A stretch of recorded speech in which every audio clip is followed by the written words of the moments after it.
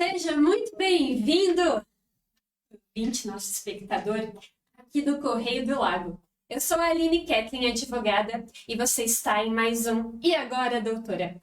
O tema de hoje será algo muito interessante e que muitas pessoas têm dúvidas.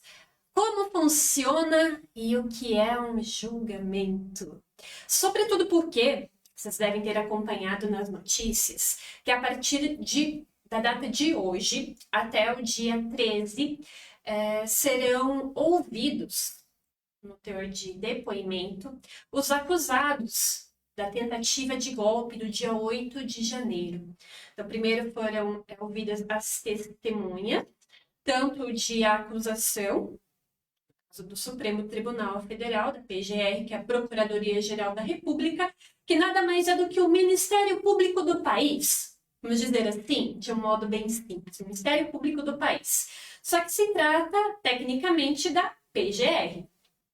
Então, ou foram ouvidos pelo ministro Alexandre de Moraes as testemunhas da acusação da tentativa de golpe do dia 8 de janeiro e também as testemunhas da defesa, para que então, a partir da data de hoje até o dia 13, serão colhidos os depoimentos dos acusados, incluindo o ex-presidente da República, o Jair Messias Bolsonaro. Mas aí pode surgir para vocês, tá, doutora? Mas e a partir de então, como que funciona um julgamento? Como que funciona um tribunal? Porque a gente vê nas notícias, né?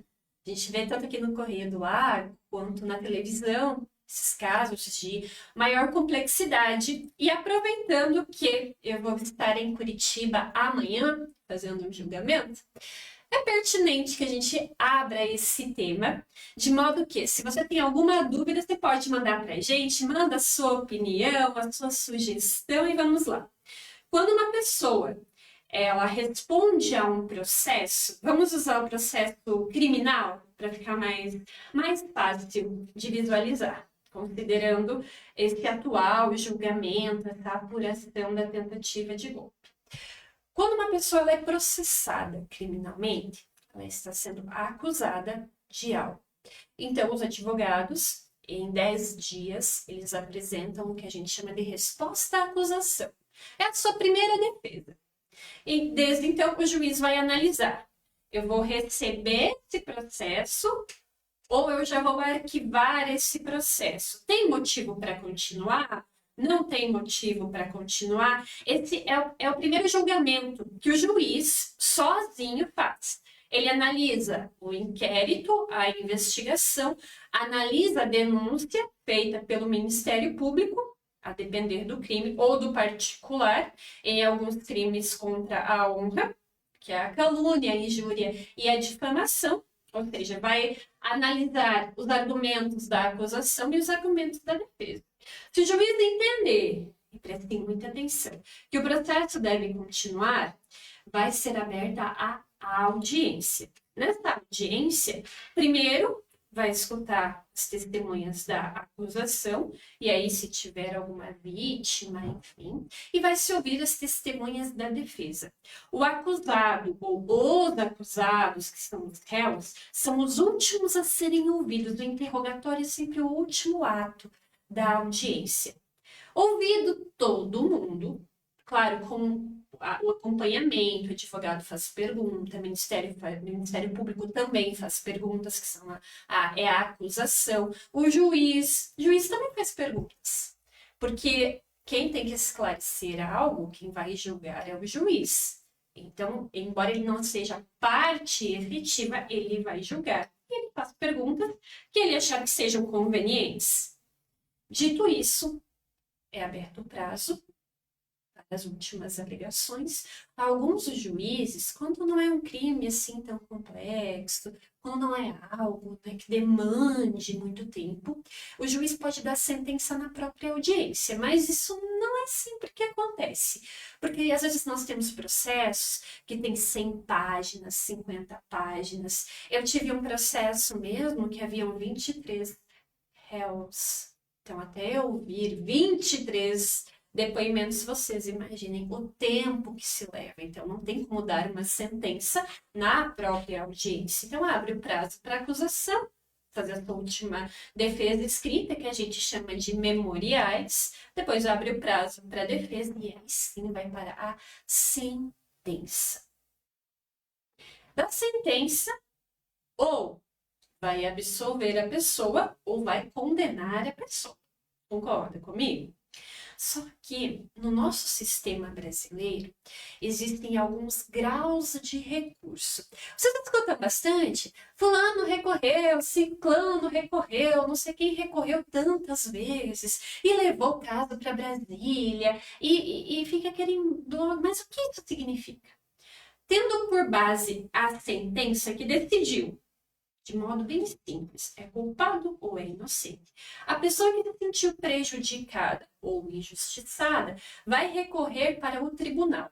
O tribunal é aquilo que vocês escutam falar que é a segunda instância, que é formada por desembargadores. Desembargadores são juízes. Não é como o juiz de Santa Helena, como o juiz de São Miguel. Eles são juízes do Tribunal de Justiça. Eles podem vir sendo juízes de carreira, esses juízes que trabalharam nos fóruns. Eles podem ser desembargadores também pelo Ministério Público, às vezes são escolhidos enquanto promotores.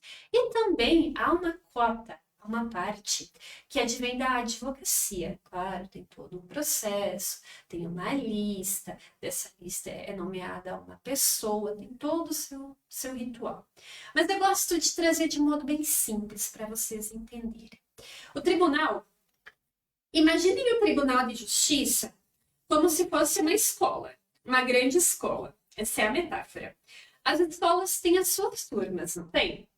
Por exemplo, quem acompanha aqui a rede municipal, não tem o quinto ano A, quinto ano B, quinto ano C. No tribunal, é como se tivessem turmas. Existem turmas também. Tem a 12ª turma, tem a 13ª, tem as câmaras. Então, quando vai um recurso para o tribunal, vai para um sorteio e esse sorteio vai determinar. Vai para a 12ª Câmara Civil, se for algo relacionado a um contrato, se for algo criminal, pode ir para a 15ª Criminal, enfim, ele vai ser distribuído. E chegando lá, essas turmas são 3 ou 5 desembargadores que vão analisar o caso. Então, deixa de ser apenas um juiz, e sim abre-se para as turmas. E cada desembargador, que é o juiz de segundo grau, vai dar o seu voto, vai dar o seu relatório.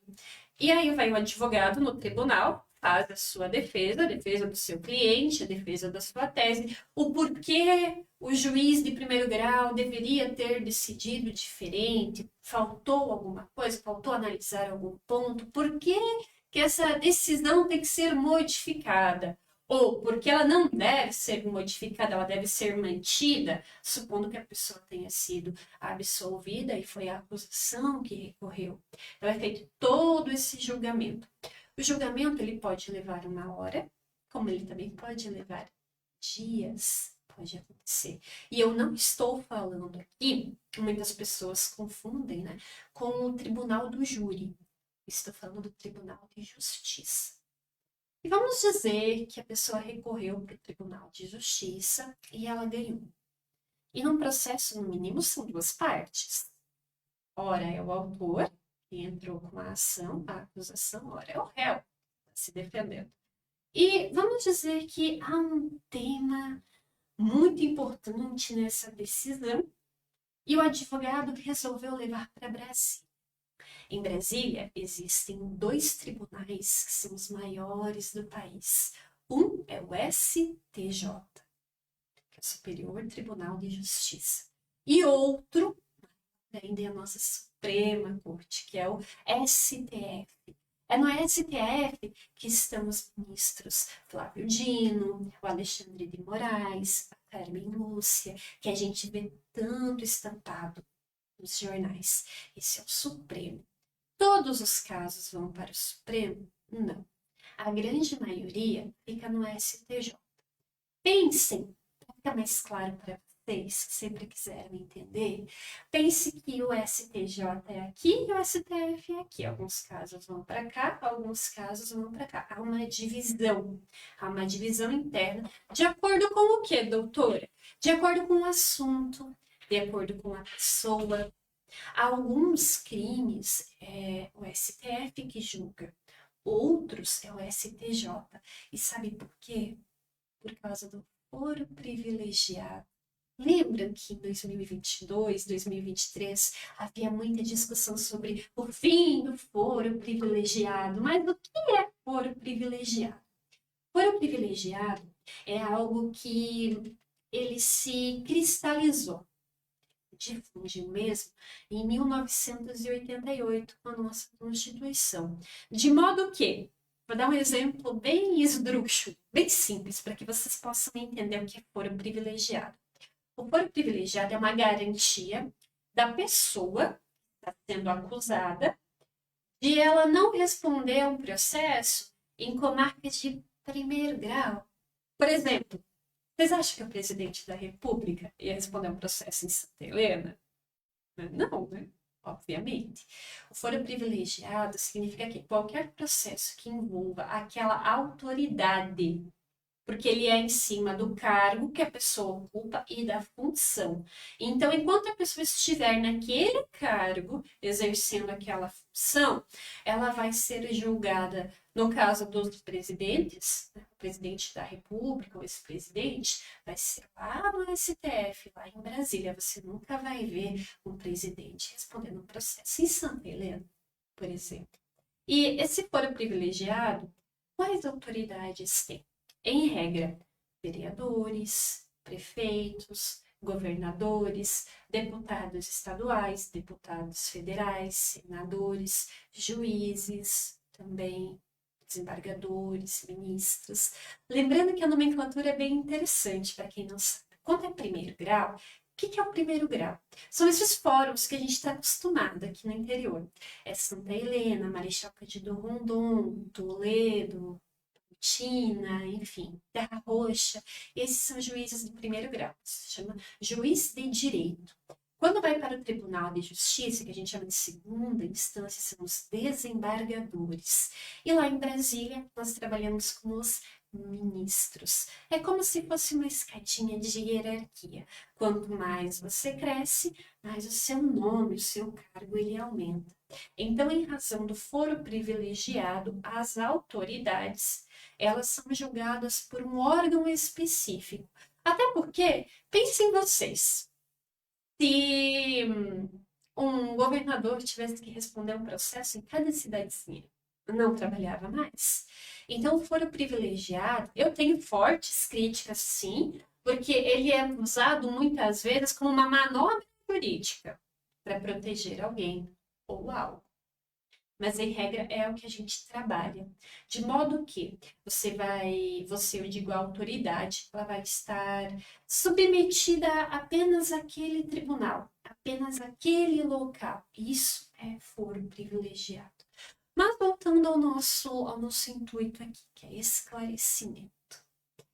Sempre que tem um julgamento, um grande julgamento, as autoridades, são os desembargadores, eles vão estar em uma sala, em uma grande sala, e isso lembra, sim, um pouco o filme americano, as séries que a gente vê. Cada um dá o seu voto, o entendimento, para ou manter a decisão do juiz de primeiro grau, e vai manter, não, certo, é isso mesmo, ou vai dizer, não, realmente, isso aqui dá para rever, isso aqui não foi bem assim, o argumento é esse. E é interessante que, lembra que eu falei que tem muitas turmas? Cada turma em um tribunal tem um modo de pensar diferente, vocês sabiam disso? E por isso que o advogado experiente ele é tão importante. Por quê? Pensem comigo. Ah, doutora, mas o julgamento é imparcial. É mesmo? Não são pessoas que estão julgando? Por isso que é tão importante saber quem vai julgar o seu caso. Por quê? Se cair em uma turma de desembargadores da linha mais conservadora, do preto no branco, é isso que está escrito, é isso que está na lei, você tem que abordar de um jeito. Se cair em uma turma de juízes, desembargadores, que é um pouco mais progressista, que vai pela linha humanizada, que vai pelos princípios, o seu discurso tem que ser outro. Agora, se você vai em uma câmara neutra, que a gente chama que você tem tanto de um lado desembargadores que são mais liberais, quanto outros que são mais conservadores, então vai de cada abordagem, porque no fundo, não adianta você ser o dono da verdade se você não convence ninguém. Por isso que muitas vezes a gente vê, nossa, que injustiça, que isso e tudo mais. Só que a técnica é muito importante, mais do que muitas vezes a verdade. Por isso que a gente vê decisões injustas. E por isso que tem esse grau de recurso. Não está contente, tem viabilidade, tem como recorrer, o pessoal leva para Brasília. E acontece também, como a gente vê, a questão da imparcialidade, para finalizar essa pequena aula hoje sobre direito. Eu quero saber muito nesse momento quem ficou até o final dessa live. Comenta aqui no Correio do Lago, porque eu leio todos os comentários. Você acredita, na sua opinião, que o julgamento lá no Supremo está sendo imparcial? Ou vocês acreditam que está tendo um certo puxa-sardinha para cá, puxa-sardinha para lá? E eu quero provocar mais ainda vocês, como advogada. Se você mesmo, está me ouvindo, se você tivesse um estabelecimento e, de certo modo, as pessoas invadissem seu estabelecimento, protesto, acabou tendo uma confusão e tudo mais no seu estabelecimento. Agora você é o juiz da causa. Você seria imparcial para julgar as pessoas envolvidas nesse protesto? Se você fosse o juiz, você conseguiria ser justo? Você conseguiria ser imparcial? Você conseguiria olhar para a pessoa com um olhar neutro, buscando a justiça? Ou você apenas ouviria a pessoa, mas olha, estou te ouvindo, mas a minha opinião está formada. Como que você agiria se você fosse juiz por um dia? Você ouviria os dois lados? Você ouviria um lado só e tomaria aquilo como verdade? E eu trago esse exercício para nossa vida. Quantas vezes a gente vê algo, escuta uma versão só e toma aquilo como verdade? Será que eu não tenho que ouvir o outro lado? Bem, será que eu não tenho que recorrer? Será que o que eu pensava ontem, hoje eu mantenho? Eu mantenho isso? E esse foi mais um E Agora, Doutora, aqui no Correio do Lago. Eu quero muito saber a sua opinião aqui, se você gosta desse tema. Quando eu voltar de Curitiba, eu vou trazer muitas novidades para vocês, tá bom? Um grande abraço, fiquem com Deus e até segunda-feira que vem.